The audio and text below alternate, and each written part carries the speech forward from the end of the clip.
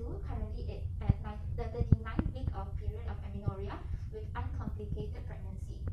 So, good morning, madam. I'm Lily. I'm a medical student from UPM. So today, I would like to perform an abdominal and also vaginal examination on you. It will be a bit discomfort, but if there is any pain, you can stop me anytime during the examination. Is it okay for you? Alright, so I would start my examination by washing the hand first.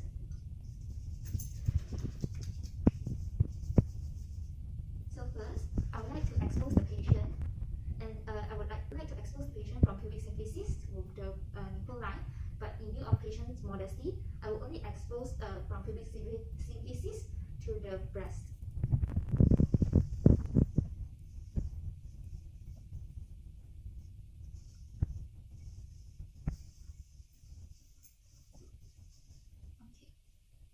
So first, I would like to start my abdominal examination with superficial palpation of 9 quadrants.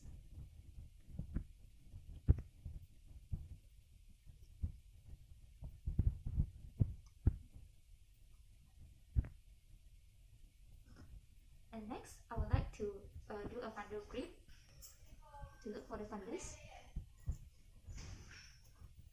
And also do a lateral grip to check for fetal presentation by one hand stabilizing on another side and one hand pushing to the opposite side. And next, I would like to do a pelvic grip to check for the presentation and also check for the engagement of the fetus.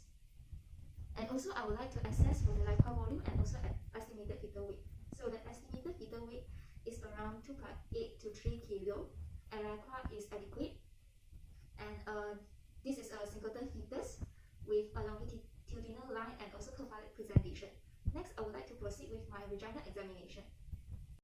Okay, so I would like to proceed with vaginal examination by putting 2 fingers into the vagina to check for the cervix, fetal head, and the engagement station, and also to check for the liquor.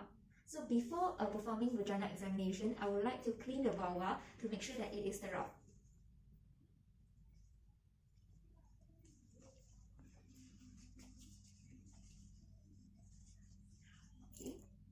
So now I've already put on gloves, so I will insert my 2 fingers into the vagina. Okay, so I can feel for the cervix. The cervix is effaced, it is soft, and it is completely dilated. And I can feel for the fetal head. The fetal head is engaged and in station 0 to +1. And I can look at the liquor is clear. Okay, so now I will proceed with the second stage of the labor, which is spontaneous vaginal delivery. So now we can see that the fetal head is crowning. So we need to protect the perineum to prevent any perineal tear, and also assess whether the patient need any episiotomy or not. And now the fetal already crowning, so I would like to ask the mother to bear down and also contract the abdomen. Okay, and I will gently apply a downward force to aid in the fetal head descent. Okay, so now the fetal head is already out of the vagina. So I will wait for the baby to restitute, and also which is external rotation. Okay, so the baby is now fully external rotated and also restituted. So I will apply a gentle downward force. Okay, downward traction is applied, and the delivery of the anterior shoulder is out. Then I will apply an upward force to deliver the posterior shoulder, and also gentle. Alright, so now the baby is successfully delivered.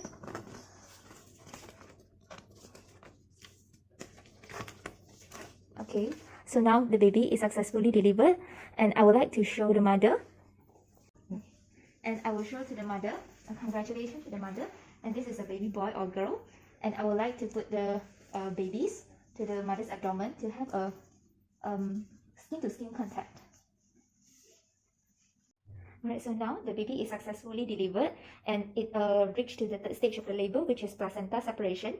But before we do the placenta separation, I would like to clamp the cord So there is evidence of delayed cord clamping for at least 30 to 60 seconds to increase the fetal hemoglobin circulation and also increase in fetal blood circulation as well. So now I would like to do the cord clamping. I would like to use the clamp to clamp the cord. Alright.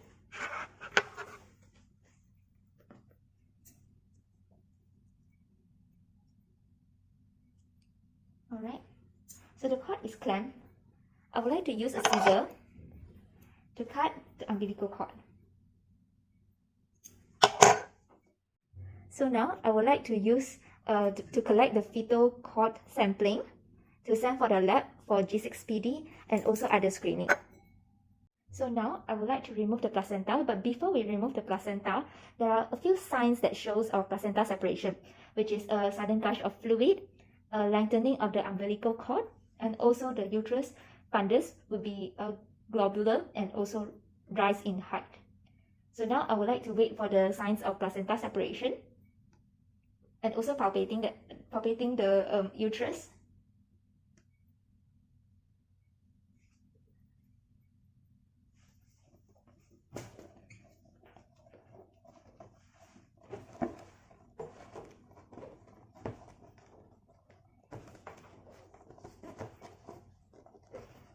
And yes, and now we have delivered the placenta.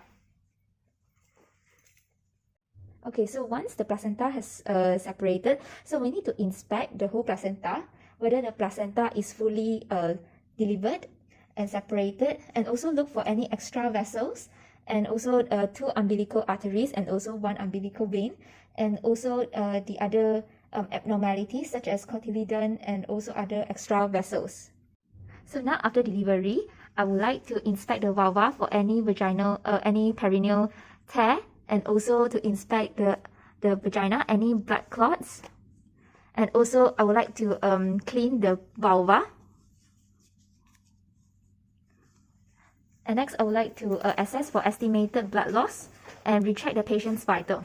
If the patient is stable, and I would like to put the patient on the pads and also send the patient back to the ward for monitoring.